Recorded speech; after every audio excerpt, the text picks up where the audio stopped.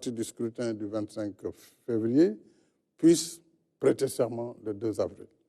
Maintenant, nous ne sommes plus dans ce cas. Le Conseil l'a clairement dit, après avoir annulé la loi et le décret qui était pris sur la base de cette loi.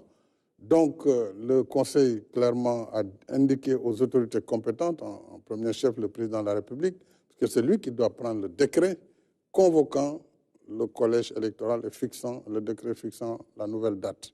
Mais ce décret ne peut être pris avant que la concertation nationale ne se réunisse. Et j'ai convoqué cette concertation nationale le lundi. Et je pense que sur 2 jours maximum, lundi prochain, c'est le lundi 26, on devrait, entre lundi et mardi, terminer, puisqu'il n'y a pas beaucoup de sujets en réalité qui doivent être traités.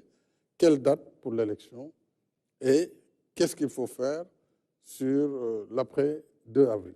Donc, c'est des sujets qui peuvent être simples si les gens mettent en avant l'intérêt supérieur de la nation, dès lors que la participation du président, sa prolongation à la tête du pays n'est plus en jeu, et ne l'a jamais été d'ailleurs. Si on trouve ce consensus, moi je prendrai le décret immédiatement pour fixer la date.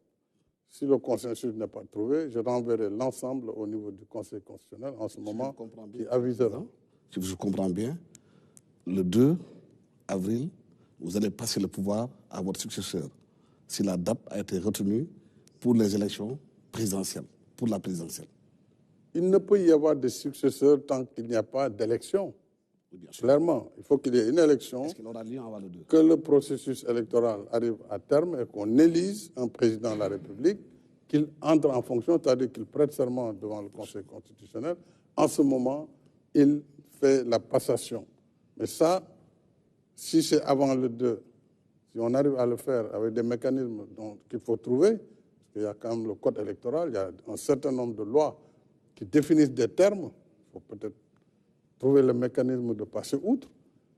En ce moment, oui, il serait possible que moi je passe le témoin au président élu, ou en tout cas, si le processus ne finit pas aussi et qu'il y a un second tour, le président élu prendra le témoin du président qui fera cette transition entre le 2 avril et la date de l'élection et l'installation du nouveau président. Parce que la contestation au niveau des... Contestation. Oui, juste une petite question pour préciser. La parole elle est partagée, M. Alassane Samba Diop.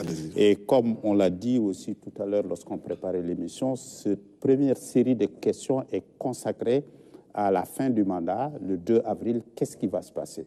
M. Yakham, vous avez la parole. Merci, Racine Talla. Bonsoir, Monsieur le Président de la République. Bonsoir, Yakham. Monsieur le Président de la République, nous sommes le 22 février 2024. Au 2 avril,